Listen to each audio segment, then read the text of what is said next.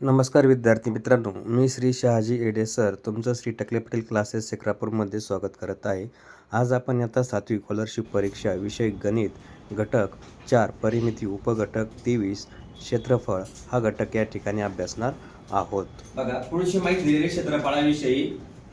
आता ही लेखी स्वरूपात माहिती द्यायचं कारण काय आहे, तुम्हाला विधान दिलं जातं पेपरमध्ये आणि विधान देऊन याच्यातलं सत्य विधान कोणतं आणि असत्य विधान कोणतं असे प्रश्न दिले जातात पेपरमध्ये. बघा, मग समान क्षेत्रफळांच्या आकृत्यांना समक्षेत्र म्हणतात किंवा समक्षेत्र आकृत्या म्हणतात. एकरूप आकृत्या समक्षेत्र असतात. एकरूप आकृत्या म्हणजे काय? 5 बोट आहेत, दुसऱ्या हाताचे 5 बोट आहेत, दोन्ही एकमेकांना जोडले तर काय होतो? नमस्कार. म्हणजे इकडून इकडं पाहिलं, इकडून इकडं पाहिलं तरी दोन्ही हाताचे काय होणार आहेत? एकरूप आकृत्या म्हणायचं. यांना काय म्हणायचं? एकरूप आकृत्या म्हटलं जातं. याच्यानंतर मग यांचं म्हणणं काय आहे? एकरूप आकृत्या समक्षेत्र असतात, पण समक्षेत्र आकृत्या एकरूप असतातच असं नाही. याचा अर्थ काय? समक्षेत्र असणाऱ्या, समान क्षेत्रफळ असणाऱ्या आकृत्या त्या एकरूपच असतील असं नाही. एखाद्या त्रिकोणाचं क्षेत्रफळ 16 असू शकतं, तसं चौरसाचंही क्षेत्रफळ 16 असू शकतं. पण चौरस आणि त्रिकोण हे दोन्ही एकरूप असतील का? नाही. त्रिकोणाला 3 कोण असतात, चौरसाला 4 कोण असतात, म्हणून ते एकरूप नाही होणार आकृत्या. तिसरा, चौरसाची बाजू दुप्पट केल्यास त्याचे क्षेत्रफळ चौपट होते. कसं काय? चौरसाच्या क्षेत्रफळाचं सूत्र काय? बाजूचा वर्ग. मग चौरसाची बाजू किती? 2. 2चा वर्ग किती झाला? 4. म्हणजे काय झालं? बाजू दुप्पट केली तर क्षेत्रफळ काय होणार? चौरसाचं चौपट होऊन जाणार. चौथा मुद्दा आहे, चौरसाची बाजू जर 3 पट केल्यास क्षेत्रफळ 9 पट होतं. क्षेत्रफळ काय होतं? 9 पट होतं.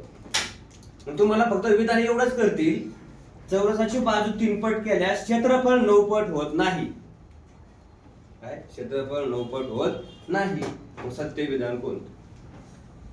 एका ठिकाणी देणार 9 पट होतं, एका ठिकाणी देणार 9 पट होत नाही, एका ठिकाणी देणार दुप्पट होतं, एका ठिकाणी देणार चौपट होतं. 4च पर्याय असतो. तर चौरसाची बाजू 3 पट केल्यास क्षेत्रफळ किती होतं? 9 पट. दिलेल्या आयताची लांबी दुप्पट केली व रुंदी निमपट केली तर त्या आयताच्या क्षेत्रफळात फरक पडत नाही. आयताचं क्षेत्रफळाचं सूत्र काय आहे? लांबी गुणिले रुंदी. यांनी म्हटलंय काय? लांबी दुप्पट केली म्हणजे लांबी किती? 2. रुंदी काय केली? निमपट केली म्हणजे 1/2. 2 गुणिले 1/2 किती झालं? कॅन्सल झालं. म्हणजेच फरक पडला का? काय एकच आहे ना. कळलं? याच्यानंतर वर्तुळ, वर्तुळाची त्रिज्या दुप्पट केल्यास क्षेत्रफळ चौपट होतं. बघा, वर्तुळाची त्रिज्या दुप्पट केली तर क्षेत्रफळ किती होणार आहे? चौपट होणार आहे. आणि मग वर्तुळाच्या क्षेत्रफळाचं सूत्र काय आहे? पाय r वर्ग. यांनी म्हटलंय काय? त्रिज्या दुप्पट केली आहे, 1 च्या ऐवजी त्रिज्या किती झाली? दुप्पट झाली. तर क्षेत्रफळ काय होणार? चौपट होईल. 2चा वर्ग केला, r चा वर्ग किती झाला? 4. 7वा मुद्दा आहे, दिलेल्या आयताची लांबी व रुंदी दुप्पट केली तर आयताचे क्षेत्रफळ चौपट होते. इथं काय दिलं होतं? आपल्याला फरक पडत नाही. लांबी दुप्पट केली आणि रुंदी निमपट केली तर त्यांच्या क्षेत्रफळात फरक पडत नाही. पण इकडं काय केलं त्यांनी? आता आयताची लांबी व रुंदी दुप्पट केली तर आयताचे क्षेत्रफळ काय होतं? चौपट होतं. आता 8वा पॉइंट दिला तुम्हाला, इथं रूपांतर करून दिलेलं आहे. म्हणजे 1 चौरस मीटर याचा अर्थ काय? 10,000 चौरस सेंटीमीटर. 10,000 चौरस सेंटीमीटर. 100 चौरस मीटर, चौमी याचा अर्थ काय? चौरस मीटर. 100 चौरस मीटर म्हणजे 1 r. आता r काय आहे? एकक आहे. r काय आहे? एकक. 100 r एकत्र आले तर 1 हेक्टर तयार होतो. किती हेक्टर तयार होतो? 1 हेक्टर. 100 हेक्टर म्हणजे 1 चौरस किलोमीटर. 1 चौरस किलोमीटर. 1 हेक्टर म्हणजे 10,000 चौरस मीटर. हे रूपांतर आहे, तुम्हाला पुढं भूखंडाच्या संदर्भात प्रश्न टाकले जातात. कशाच्या संदर्भात? भूखंड जे आहेत त्या भूखंडाच्या संदर्भात प्रश्न टाकले जातात. आता याच्या आधी मी तुम्हाला सांगितलेलं होतं महत्त्वमापन हा जो घटक आहे याच्यावर 8 प्रश्न असतील, म्हणजे 4 घटक आहेत याच्यात. त्या 4 घटकापैकी एका घटकावरती किती प्रश्न येणार? 2 प्रश्न येणार. म्हणजे क्षेत्रफळ या टॉपिक वरती किती प्रश्न येणार? हमखास 2 प्रश्न पेपर मध्ये येणार परीक्षेत. पुढचा आहे पतंग आकृतीचे क्षेत्रफळ 1/2 कर्णांच्या लांबीचा गुणाकार. पतंग आकृती कशी असते रे?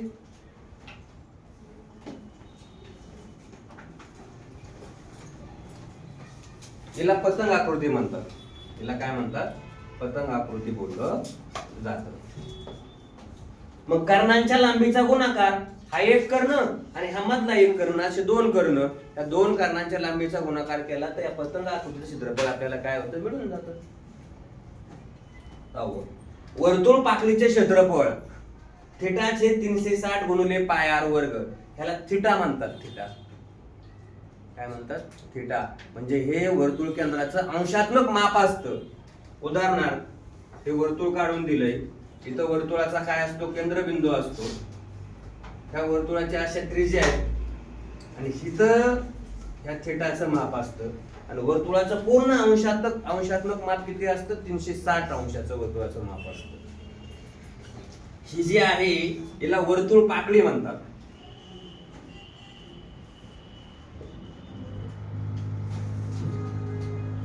ही लघु वर्तुळ पाकळी आणि ही विशाल वर्तुळ पाकळी.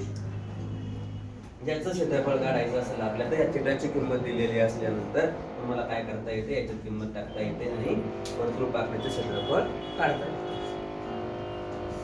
हे झाले याच्यावर आधारित काय सूत्र. याच्या आधी आपण काय केले? सूत्र पाहिलेले आहेत.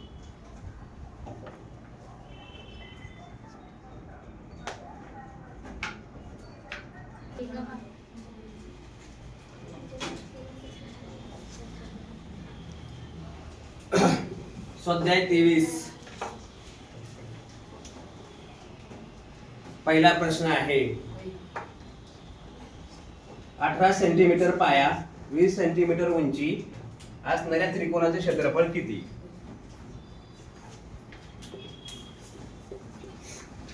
त्रिकोणाचे क्षेत्रफळ बरोबर 1/2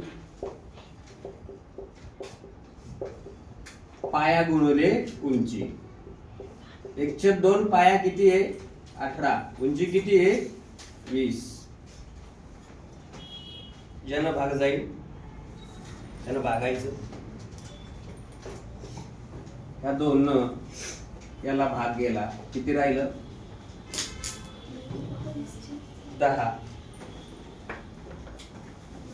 उत्तर 18 गुणिले 10 बरोबर किती उत्तर भेटलं? 180 हे त्याचं उत्तर. याला शॉर्टकट पाहिजे असेल तर डायरेक्ट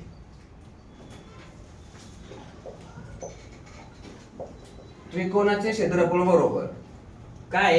18 गुणिले 20 भागिले 2. बोला या 2 ने याला भागलं. 18 गुणिले किती? 10 बरोबर किती? 180. इथं हे ऑर करून सांगतोय. आता इथं आपण सूत्र काय लिहिलं? पहिलं गणित आहे. प्रॅक्टिस झाल्या सूत्र न लिहिता डायरेक्ट असा कार्यक्रम केला तरी चालतो. उदाहरण सोडवायचं. दुसरा प्रश्न आहे एका चौरसाची बाजू 6.5 मीटर आहे. किती आहे? 6.5 मीटर. तर क्षेत्रफळ किती? कोणाचं क्षेत्रफळ सांगितलंय? चौरसाचं. मग चौरसाचे क्षेत्रफळ बरोबर बाजूचा वर्ग 6.5 चा वर्ग. 5 चा वर्ग किती? 25 आणि 6 च्या पुढची संख्या किती? 7. त्या दोघांचा गुणाकार करा. 6 7 किती? 42. 42.5. वर्ग करण्याची पद्धत, एकक स्थानी 5 नसणाऱ्या संख्येचा वर्ग कसा करायचा, एकक स्थानी 5 नसणाऱ्या संख्येचा वर्ग कसा करायचा, हे जर पाहायचं असेल तर आपल्या युट्यूब चॅनलवर दिलेली आहे ट्रिक्स. वर्ग कसे करणे, वर्गमूळ कसे काढणे. हे झालं याचं उत्तर. हे उत्तर. आता शॉर्टकट मध्ये काय, तुम्हाला हे माहिती, चौरसाचे क्षेत्रफळ कसं काढायचं, बाजूचा वर्ग करायचा. डायरेक्ट क्षेत्रफळ बरोबर 6.5 याचा वर्ग म्हणजेच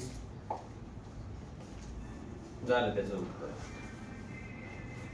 हे सगळं लिहावं लागत नाही पेपरमध्ये फक्त ऑप्शन पाहिजे. तिसरा प्रश्न, एका गोल कड्याची त्रिज्या 7, तर त्या गोल कड्याचे क्षेत्रफळ किती. गोल कड कोणासारखं दिसतं, वर्तुळासारखं दिसतं. कोणासारखं दिसतं, वर्तुळासारखं दिसतं. आणि म्हणून r म्हणजे कोण, त्रिज्या. आणि मग वर्तुळाचे क्षेत्रफळ बरोबर पाय r वर्ग. पायची किंमत 22/7 असते. 22/7 गुणुले r, 7 गुणुले 7. हा 7 कॅन्सल झाला, राहिलो कोण बघा, 22 गुणुले 7. आता 22चा पाडा 7 पर्यंत म्हणा. ज्याला येत असेल त्यांनी म्हणू शकता, ज्याला येत नाही त्यांनी काय म्हणायचं नाही. मग काय व्हायला पाहिजे, 22 × 154. आता एकक इथं सेंटीमीटर दिलंय ना, मग इथं काय पाहिजे, सेंटीमीटर स्क्वेअर पाहिजे. इथं काय दिलंय, मीटर आहे, म्हणजे इथं काय पाहिजे, चौमी. आता ह्या सेंटीमीटर स्क्वेअरला असं पण म्हणतात बरं का, चौसेमी. इथं देतो त्याचं वेगळं एकक, चौसेमी. पर्याय तुम्हाला असे असणार, इथं 154 आहे, किती सेंटीमीटर आहे, चौसेमी. आणि तुम्हाला पर्याय काय असणार, 154 चौसेमी, 154 चौमी, 154 मीटर, असे पर्याय असतील.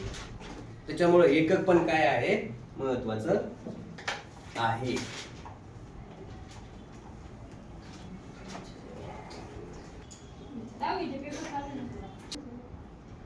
चौथा प्रश्न आहे बघा,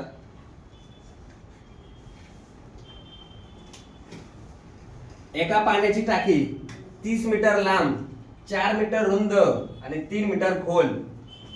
याचा अर्थ काय,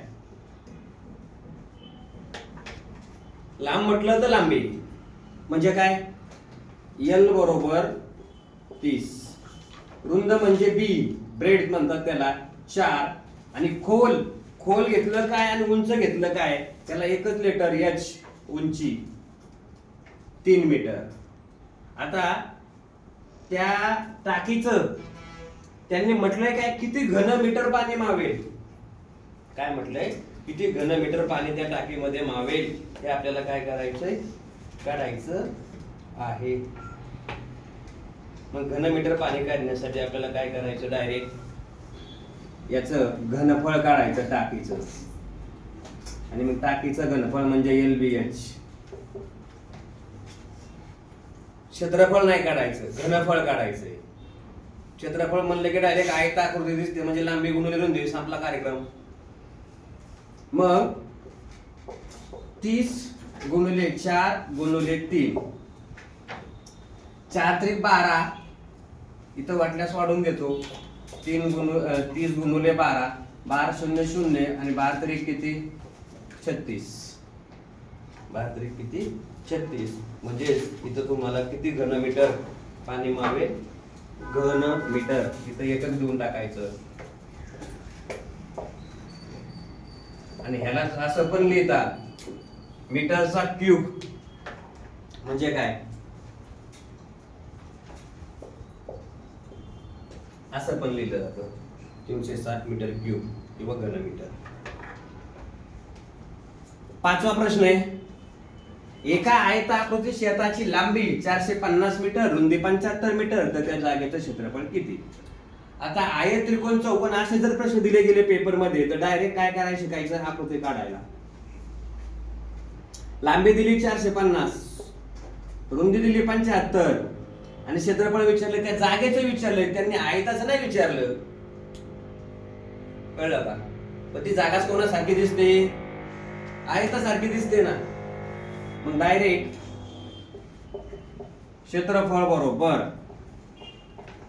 450 गुणिले 75 या दोघांचा गुणाकार करायचा.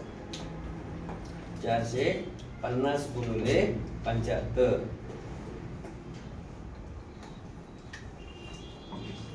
डायरेक्ट 75चा पाडा घ्या किंवा तुमची सवय असते कशी, 450 गुणिले 75, 5 0 0 5 5 25, 7 आले 2, 5 21 आणि 2 22, परत 7 0 0 7 5 35, 7 आले 3, 7 चौक 28 आणि 3 किती झाले रे? 31. यांची बेरीज 0 5 7 3, 33,750. आता इथं मीटर आहे म्हणजे इथं काय व्हायला पाहिजे? मीटर स्क्वेअर व्हायला पाहिजे, म्हणजे चौमी. प्रश्न 6वा, एका चौरसाचा कर्ण, चौरस दिलाय, मग काय करा? हे बघा याचं उत्तर, हा चौरस आहे.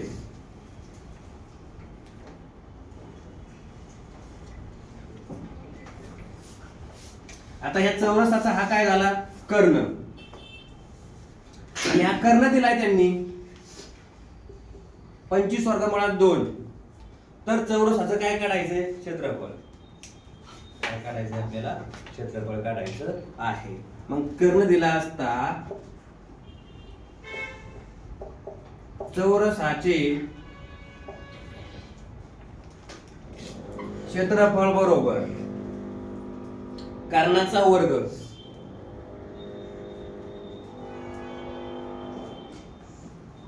भागिले 2. कर्णाचा वर्ग भागिले 2. आता तुमच्या डोक्यात फक्त एवढंच असतं, चौरस क्षेत्रफळ म्हणलं की बाजूचा वर्ग. किंमत ठेवूया. कर्ण किती दिलाय? 25 वर्गमुळात 2 कंसाचा वर्ग छेद किती? 2. मग इथं वर्ग करायचा आहे. 25 चा वर्ग किती झाला? 625 आणि वर्गमुळात 2 बरोबर किती आले? 2. म्हणजे वर्गाबरोबर वर्गमूळ काय होतं? कॅन्सल होऊन जातं. छेद 2. मग आता याच्यात काय होईल बघा, हा 2 कॅन्सल झाला आणि मग उत्तर किती आलं? 625. इथं सेंटीमीटर आहे, सेंटीमीटर स्क्वेअर वर्ग, हे त्याचं काय उत्तर.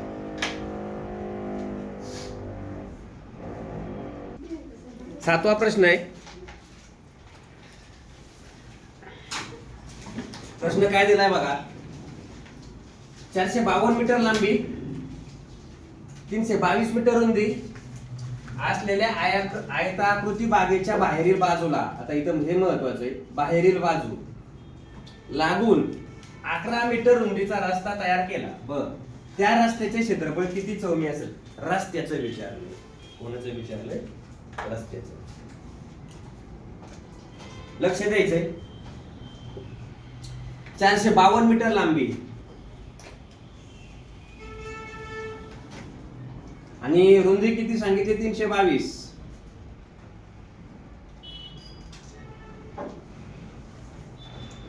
आपल्याला या मापावरून आकृती काढता आली पाहिजे.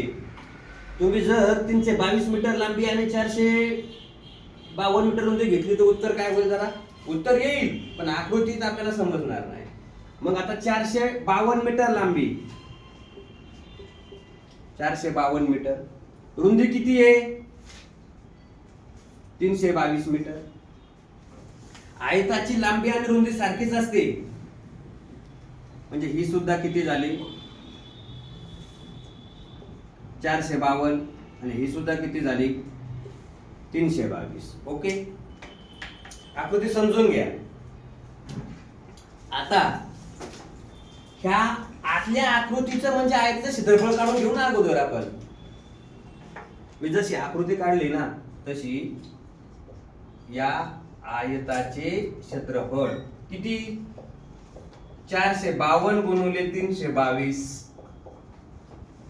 मी याला काय म्हणतो लहान लहान आहे.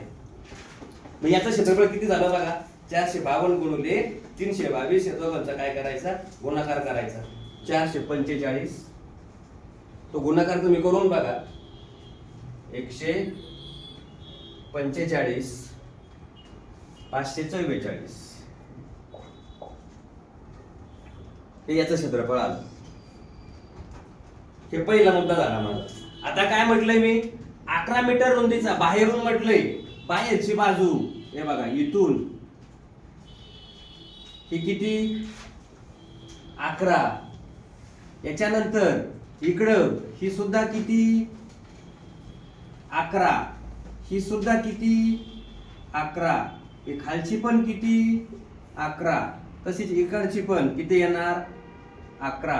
ही पुढची बी किती येणार 11. ही पण किती येणार 11 आणि ही सुद्धा किती येणार 11. मग आता जी आकृती तयार होईल ना तुमची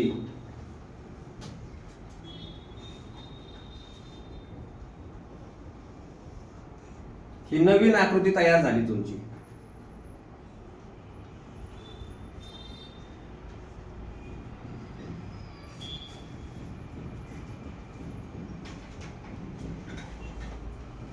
ही नवीन आकृती तुमची काय झाली तयार झाली. म्हणजे आता मला क्षेत्रफळ कोणाचं काढायचं ह्या नव्या आकृतीचं काढायचंय. नव्या आकृतीचं काढायचं म्हणजे ह्यांची लांबी किती व्हायला पाहिजे हे 11 आणि हे 11 किती झाले रे 22 आणि हे 452 किती झाले बोला.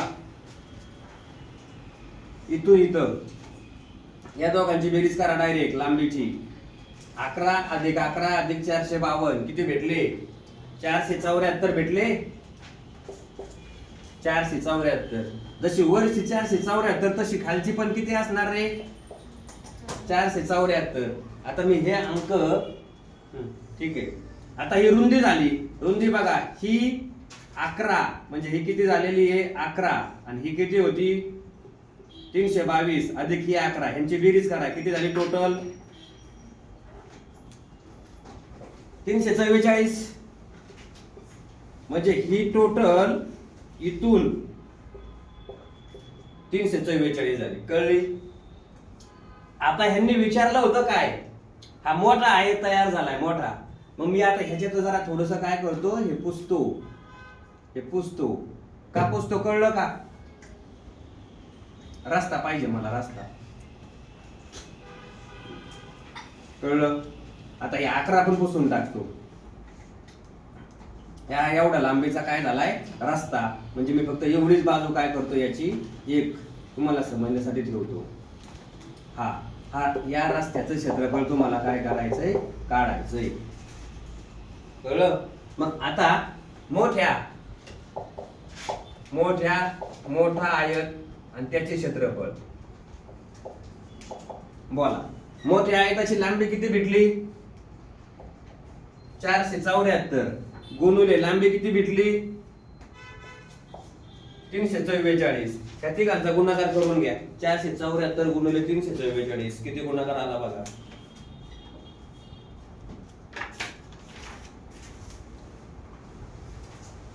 सोळा 30 56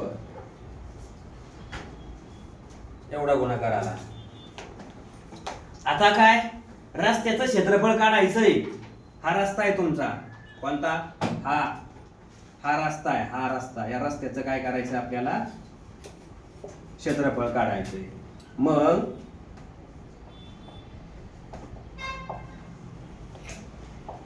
रस्त्याचं क्षेत्रफळ मोठ्या आयताचे क्षेत्रफळ वजा लहान आयताचे क्षेत्रफळ. मोठ्या आयताचं क्षेत्रफळ बघा 16 30 56 वजा इकडं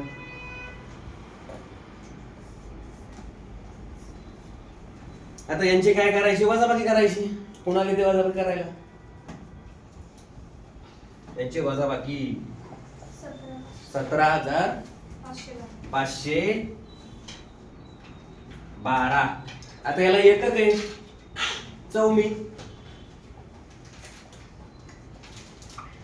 आणि म्हणून याचं उत्तर जे आहे ते उत्तर काय भेटलं?